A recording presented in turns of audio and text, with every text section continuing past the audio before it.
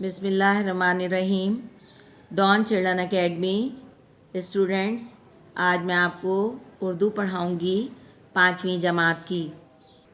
Students, page number 49. آج میں آپ کو سبق پڑھاؤں گی حکیم محمد سعید.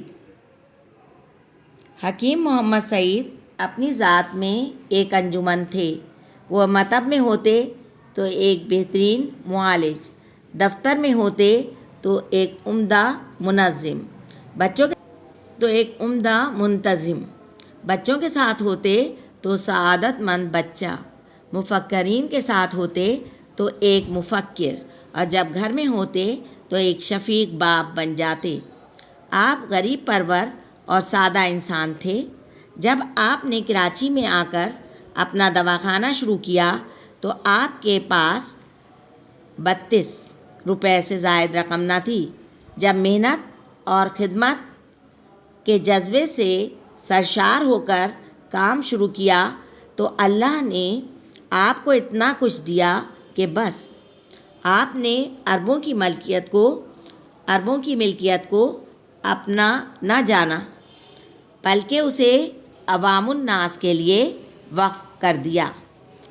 سادہ طبیعت کے مالک حکیم محمد سعید 9 جنوری 1920 کو دلی میں پیدا ہوئے. آپ کے والد نے 1908 میں ہمدرد دواخانہ قائم کر لیا تھا. والد مذہبی آدمی تھے. انہوں نے آپ کو دنیاوی اور دینی تعلیم دلوائی. یہی وجہ ہے کہ صرف 9 سال کی عمر میں آپ نے قرآن پاک حفظ کر لیا. 1939 میں حکیم سعید نے طب کا امتحان پاس کر لیا تو اسی سال ان کے بڑے بھائی حکیم عبدالحمید نے انہیں ہمدرد سے وابستہ کر دیا. جب پاکستان کے قیام کا اعلان ہوا تو حکیم محمد سعید اپنی بیگم اور بیٹی کے ہمراہ کراچی پاکستان چلے آئے. اگرچہ وہاں ان کا دواخانہ اچھا چل رہا تھا، لیکن پاکستان کی محبت کے آگے یہ کچھ بھی نہ تھا. یہاں آ کر آپ نے ہمدرد پاکستان کی بنیاد ڈالی اور اسے کامیاب کیا. حکیم سعید کا ایک بہت بڑا کارنامہ مدینۃ الحکمت کا قیام ہے، جس میں Hamdard university, college, public school, library, stadium, youth centre, اسپتال، مسجد اور دیگر ادارے شامل ہیں. بیت الحکمت لائبریری میں لاکھوں کی تعداد میں دنیا کی کئی زبانوں میں کتابیں موجود ہیں جو علم کے پیاسوں کی پیاس بجھانے کے لیے اہم کردار ادا کرتی ہیں. آپ صدر مملکت کے طبی مشیر اور صوبہ سندھ کے گورنر بھی رہے. آپ کی خدمات کے اعتراف میں حکومت پاکستان نے 1966 میں ستارہ امتیاز سے نوازا. انقرہ یونیورسٹی نے آپ کو ادویہ سازی میں ڈائریکٹریٹ کی اعزازی سند دی، جبکہ 1986 میں فاؤنڈیشن برائے ترویج سائنس کویت نے اسلامی طبی اعزاز سے سرفراز کیا. حکیم محمد سعید نے اتنے سفر کیے کہ آپ کو پاکستان کا ابن بطوطہ کہا جانے لگا. آپ نے جن ممالک کے سفر کیے ان کو سفر نامے کی صورت میں تحریر کرتے گئے. سفر نامے بڑوں اور بچوں کے لیے لکھے. ان میں بچوں کے لیے لکھے گئے سفر ناموں کی تعداد زیادہ ہے. یہ اعزاز بھی آپ ہی کو حاصل ہے کہ اب تک کسی اور مصنف نے بچوں کے لیے اس قدر سفر نامے نہیں لکھے. آپ کا قلم سے مستقل واسطہ رہا. مختلف موضوعات پر آپ کی بے شمار کتب موجود ہیں. آپ نے زندگی میں کم کھایا، کم سوئے اور ہمیشہ قائد اعظم کے اصول کام پر کاربند رہے.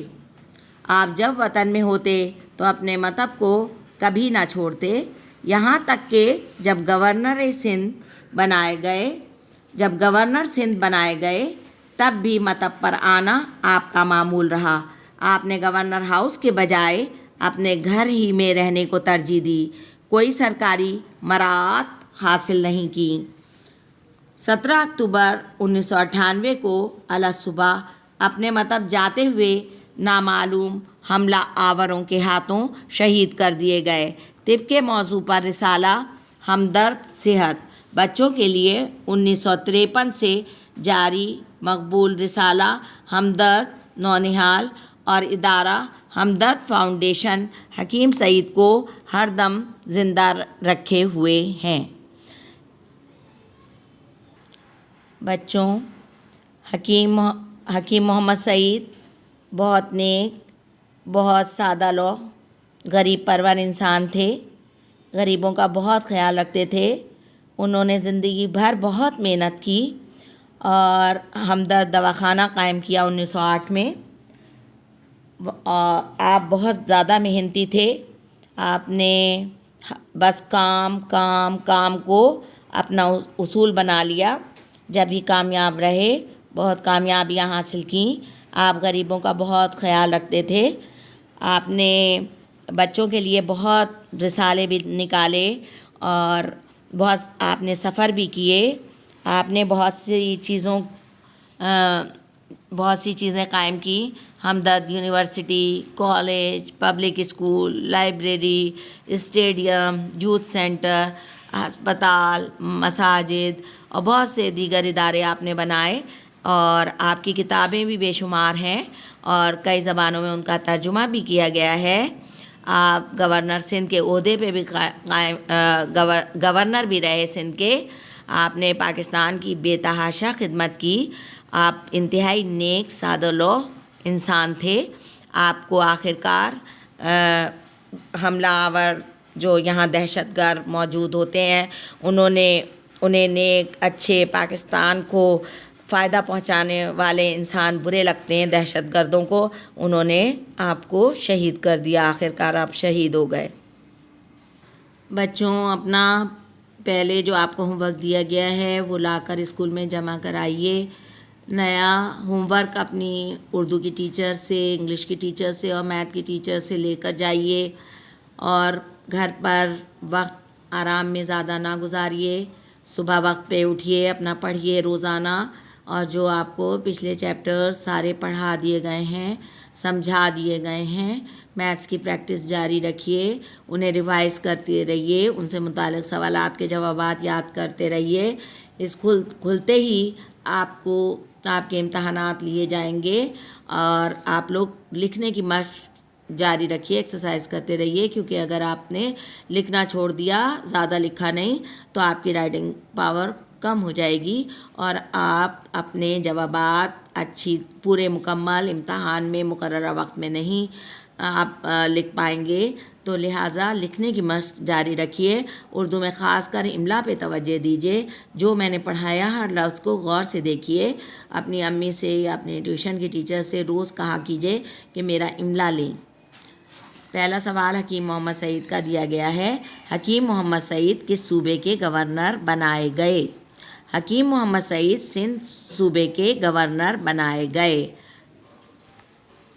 हकीम मोहम्मद सईद ने अपनी ज़िंदगी किस उसूल के तहत गुजारी? ये अगला सवाल है आपका। हकीम मोहम्मद सईद ने अपनी ज़िंदगी कायदे आज़म के उसूल काम, काम और काम पर गुजारी। ये कई मरतबा जवाब लिखिए ताकि आपकी लिखने की प्रैक्टिस होती रहे। स्टूडेंट, आपके टीचर ने, उर्दू की टीचर ने आपको वाहिद की जमा बनाने के लिए दिया गया है। आप इन वाहिद की जमा बनाइए। किस्त की इक़सात, कदम की इक़दाम लिखिएगा, ज़ख़ीरा की ज़ख़ायर, हादसा की हवादिस, कबीला की क़बाइल, इख्तिलाफ़ की इख्तिलाफ़ात। स्टूडेंट, मुतज़ाद बनाएं। इनकी ज़िद लिखना है इन अल्फाज की। अक्सरियत, अक़लियत, बीमार, तंदुरुस्त, पाक, नापाक, खूबसूरत, बदसूरत, धूप, छाँव, आमदनी, खर्च। इसके अलावा आपकी टीचर ने आपको मेरा पसंदीदा शायर अल्लामा इकबाल आपकी कॉपी पे मौजूद है, आपको लिखवाया था یہ یاد کرنے کے لیے دیا ہے۔ دیکھیں ذرا اچھی طرح یاد کرتے وقت یہ خیال رکھا کریں، ہر الفاظ کو غور سے دیکھا کریں تاکہ آپ کو لکھنا بھی آئے۔ آپ یاد تو کر لیتے ہیں لیکن لکھتے وقت غلطیاں کرتے ہیں کیونکہ آپ نے غور سے، دھیان سے، توجہ سے اس ہر لفظ کو دیکھا نہیں ہوتا، اس لیے آپ املا کی غلطیاں کرتے ہیں اور آپ کے نمبر کم ہو جاتے ہیں۔ بچوں جو کچھ بھی پڑھو اس پہ پوری توجہ رکھو، اپنا پورا دھیان دو اور اسے غور سے دیکھ کر پڑھو تاکہ لکھنا آنا چاہیے۔ امتحان میں جوابات اور سب مضامین وغیرہ تمہیں لکھنا ہوں گے، اس لیے اپنی لکھنے پہ توجہ دو، لکھنے پہ زیادہ توجہ دینا ہے، ٹھیک ہے؟ اس کے علاوہ ابھی تک میں نے پہلے بھی کہا تھا اور اب پھر کہہ رہی ہوں کہ بہت سے بچوں نے تو فیس لا کر جمع کرا دی ہے، لیکن ابھی تک ایسے بچے کافی ہیں جن کی فیس ادا نہیں ہوئی ہے، وہ اپنی فیس لا کر جمع کرائیں۔